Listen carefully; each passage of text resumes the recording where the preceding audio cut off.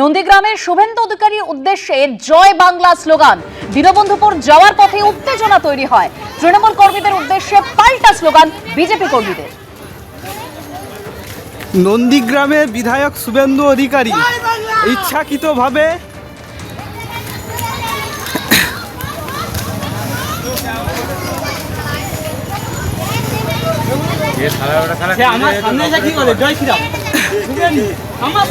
জয় বাংলা জয় বাংলা চট চট চটটা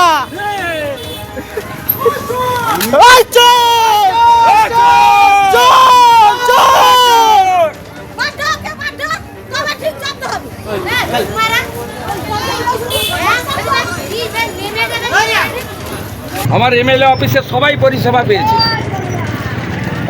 এসব করে লাভ নেই, এবারে হবে না ভাই, 21-এর মতো করতে দেব না, এই বলে দিলাম। আমার অধিকার আছে প্রার্থী সবার কাছে আবেদন করার। এইগুলো করেন বলে তো সাউদ্দিনরা জেল খাটে 1.5 বছর করে। সে যে বলেছে সে তাকে বুঝে নেবেন। আমার সঙ্গে সবার সম্পর্ক ভালো। লজ্জা লাগে না এদের একটু? না না, মেয়ে মহিলারা কিছু বলেন। আমার এমএলএ অফিসে সবাই পরিষেবা পেয়েছে, এসব করে লাভ নেই। একদিকে নন্দীগ্রাম যাওয়ার পথে শুভেন্দু অধিকারীকে লক্ষ্য করে জয় বাংলা স্লোগান, আর অন্যদিকে দিনহাটায় বিজেপি প্রার্থীর হয়ে প্রচারে যাচ্ছিলেন সুকান্ত মজুমদার। তাকে দেখে কালো ফ্ল্যাগ দেখানো হয়।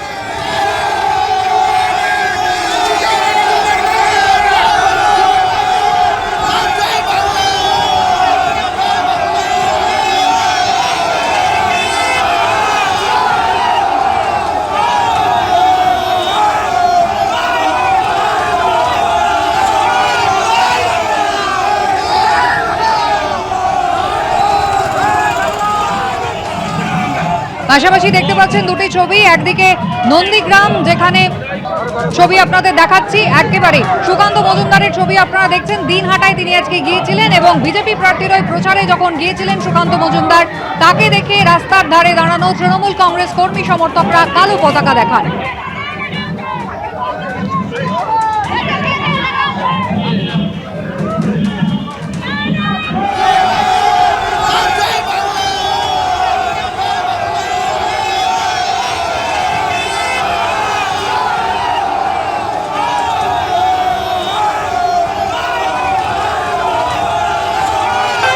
তৃণমূলের কয়েকটা পতাকা দেখতে পেয়েছিলাম। তো তৃণমূলের এমনি কালো পতাকা দরকার হয় না। তৃণমূলের নেতারা মুখে সামনে দাঁড়ালেই মুখ কালো তো সবার। চুরি করেছে কেউ, গরু পাচার করেছে কেউ, কয়লা চুরি করেছে কেউ, বালি চুরি করেছে, নাহলে 2-4টে মার্ডার, 1-2 রেপ, এমনি ওদের মুখ কালো। কালো পতাকার দরকার হয় না, সামনে দাঁড়ালেই কালো হয়ে যায়। তো এরকম অনেক দাঁড়াবে। উদাহরণ তো বলেছিল সুকান্ত মজুমদার এখানে ঢুকুক, অমুক করে দেবো তমুক করে দেবো। ঢুকলাম, বহাল তো বিয়েতে দাঁড়িয়েও আছি, দেখলাম তো কার কত দম। সিও দপ্তরের বাইরে একেবারে তুলকালাম পরিস্থিতি। গতকালও সেই ছবি আমরা দেখেছিলাম। আজ একেবারে গার্ডরেল দিয়ে ঘিরে রাখা হয়েছে, স্ট্র্যান্ড রোডের একাংশ বন্ধ করে দেওয়া হয়েছে। আর এবার শতপ্রণোদিত মামলা রুজু করলো হেয়ার স্ট্রিট থানা। ঠিক কি তথ্য পাওয়া যাচ্ছে পুলিশ সূত্রে আমরা জানবো। সরাসরি চলে যাব, ময়ূক ঠাকুর চক্রবর্তী আমাদের প্রতিনিধি রয়েছেন আমাদের সঙ্গে। ময়ূক, দেখো, গতকাল দিনভর সিও দফতরের সামনে একটা অচল অবস্থার ছবি ধরা পড়ে। তৃণমূল কংগ্রেসের তরফ থেকে রাত অবধি বিক্ষোভ করা হয় এবং সেখানে কলকাতা পুলিশের ডিসি সেন্ট্রালকে দেখা যায় যে তিনি কার্যত নাস্তানাবুদ হয়ে যাচ্ছেন তাদেরকে নিয়ন্ত্রণ করতে। অন্যদিকে এক ব্যক্তি, তিনি হাতে একটা ব্যাগ নিয়ে আসেন, সেই ব্যাগের মধ্যে ফর্ম 6 আছে এই দাবি করা হয় এবং সেই ব্যক্তিকে হেয়ার স্ট্রিট থানা নিয়ে যায়, তাকে এক্সামিন করা হয় এবং তারপর বিকেলের পর তাকে ছেড়ে দেওয়া হয়। লালবাজারের তরফ থেকে যেটা বলা হচ্ছে যে ওই ব্যক্তি যে ব্যাগ নিয়ে এসেছিলেন তার মধ্যে ফর্ম 6 আছে এবং সেই ব্যক্তিকে তারা ছেড়ে দিয়েছেন, কারণ সিও দফতরের তরফ থেকে পুলিশ আধিকারিকদের জানিয়ে দেওয়া হয়েছে কোনো ব্যক্তি সিও দফতরে আসতেই পারেন ডকুমেন্ট নিয়ে, এবং নিয়ম অনুযায়ী ডকুমেন্ট নিয়ে এলে সেই ব্যক্তি সেই ডকুমেন্ট সিও দফতরের রিসিভিং সেকশন সেখানে জমা দেবেন এবং তারপর সিও দফতরের অফিসিয়ালসরা সেই ডকুমেন্ট তারা এক্সামিন করবেন। গতকালের ঘটনার পর 2টো অভিযোগ হয়েছে। একটা একটা তৃণমূল কংগ্রেসের তরফ থেকে হয়েছে, সেই অভিযোগে এখনো কোনো এফআইআর হয়নি। তবে পুলিশ আধিকারিকরা একটা সুমোটো স্বতঃপ্রণোদিত এফআইআর করেছেন এবং সেই এফআইআর অজ্ঞাত পরিচয় ব্যক্তিদের বিরুদ্ধে করা হয়েছে, যারা গতকাল সিও দফতরের বাইরে ঝামেলা তৈরি করেছে তাদের বিরুদ্ধে পুলিশ আধিকারিকদের স্বতঃপ্রণোদিত এফআইআর।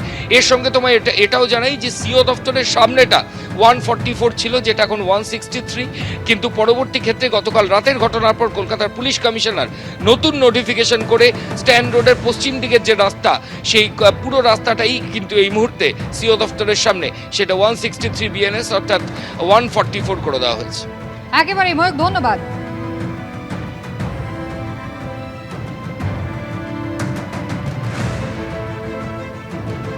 ইতিমধ্যেই আপনারা জানেন গতকালও কিন্তু তাণ্ডব হয়েছিল একেবারে সিও দপ্তরকে কেন্দ্র করে, এবং তাই নিয়ে একেবারে ভিডিও পোস্ট করে সমাজ মাধ্যমে নির্বাচন কমিশন জানিয়ে দিয়েছিল বেলেঘাটার কাউন্সিলর গুন্ডাদের সঙ্গে মিলে যে সমাজ বিরোধী কার্যকলাপ করেছেন, যেভাবে ঘেরাও করা হয়েছে সিও দপ্তর, তাদের বিরুদ্ধে আইনি ব্যবস্থা নেওয়া হবে। বেলেঘাটার কাউন্সিলর যার বিরুদ্ধে এই অভিযোগ নির্বাচন কমিশনের, তিনি নিজে কি বলছেন এবার দেখাবো। সিও দপ্তরের পক্ষ থেকে ভিডিও পোস্ট করা হয়েছে, সেই রাতের ভিডিও যেখানে অভিযোগ করছে সিও দপ্তর যে বেলেঘাটার কাউন্সিলর গুন্ডাদের সঙ্গে মিলে তাণ্ডব চালিয়েছে, স্লোগান দেওয়া হয়েছে, একেবারে সিও দপ্তর ঘেরাও করেছে গতকাল রাতে। এই হচ্ছে সমাজ মাধ্যমে পোস্ট করা সিও দপ্তরের সেই সমাজ মাধ্যমের পোস্ট আপনারা দেখছেন।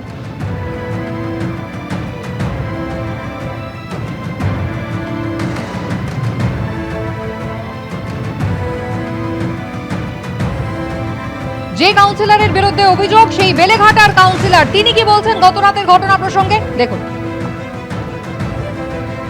বেসিক্যালি উর্দু ভাষাভাষী তাদের নাম কাটা যাচ্ছে, মানে মুসলিমদের নাম কাটা যাচ্ছে, সেটা অভিষেক ব্যানার্জি ধরেছেন, টুইট করেছেন। তারপরেও এরকম ইলেকশন কমিশন আমি দেখিনি, লজ্জাহীন, যে সংবিধানকে মানে না, যে লোকতন্ত্রকে শেষ করছে।